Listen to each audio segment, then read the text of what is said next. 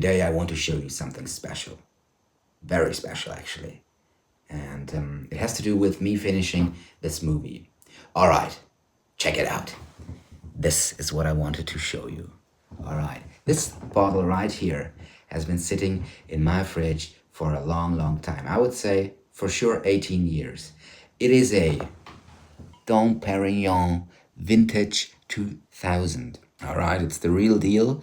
It's been sitting there for so long because I've always been waiting for that truly special moment to arrive. And you know how it is.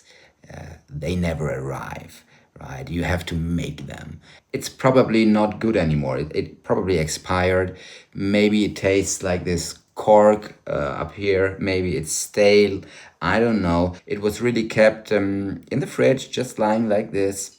And in the dark, obviously, but I don't know. I don't know if it's still good. Maybe somebody of you has an idea when these things expire, or if these things expire, I don't know.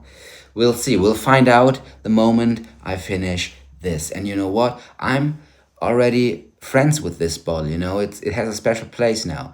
And I'm gonna be sad when I open it because then it's gone. So I guess I'll have to buy a new one because then a new era begins. And I'm looking forward to sharing that moment with you guys. Just wanted to show you this little thing as the intro. And now, here we go, a little update on the production.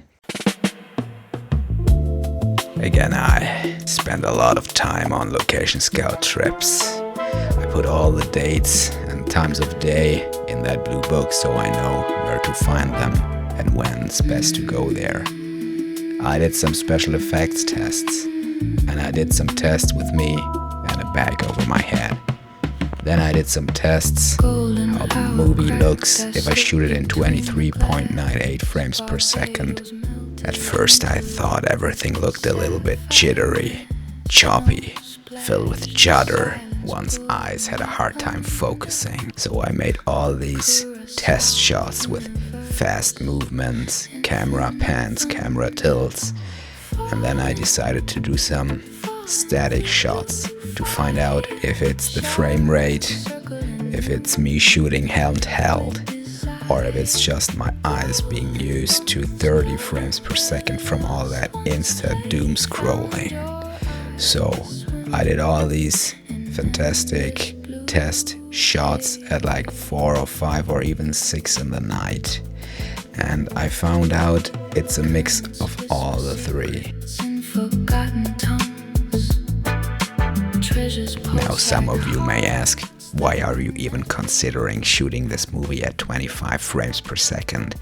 I mean, everybody knows that cinema is being shot at 24 frames per second. Well, I'm going to get to that later on. And then I had to go shopping. Shopping for people that are taller or smaller than me. They weren't with me, so I hope the stuff will fit them. Well, we'll see, as I cannot return the items now. It's been too long. Luckily, for the most important parts of the costumes, I could take my actors Laura and Hamda with me, each on a separate day. With Hamda I had like only 40 minutes until the shops closed, which is why I had to meet him up a couple of days later on this parking lot of a train station, where he slipped into some more clothes I organized, so I could make final decisions. I then did some more on-set light tests, and I organized a chair that was about to get thrown to the garbage, so we got it for the movie to destroy there. This was all during the days when things heated up to 41 degrees Celsius, so I had to move into the basement, as we in Germany do not have air condition. Now I sleep next to my equipment, and I made some more light tests, because I decided to film in 23.98 frames per second. As the European electrical grid and basically everything else around here is set up for 25 frames per second, and that's the important part, 1/50th shutter speed. I had to test each and every film light I use, as well as many of the practical lights, to see if there would show up flicker on the screen, as you can see here, at 24 frames per second and 172.8 shutter angle. Most of my lights are clean, but as you can see here, some of them are just cheap lights and I had to throw them away. Yeah, you want to really know that in advance, as you don't want any headaches in the editing room in post-production. Testing this stuff took one entire day, as I had to dim all of them from 1% to 100. And you know, it's just a lot of lights. I then had to watch all that material. After that, I made a run and gun backpack, ready with everything I need. And that's it so far. Stick around, and thanks for watching. I subscribed and I love it.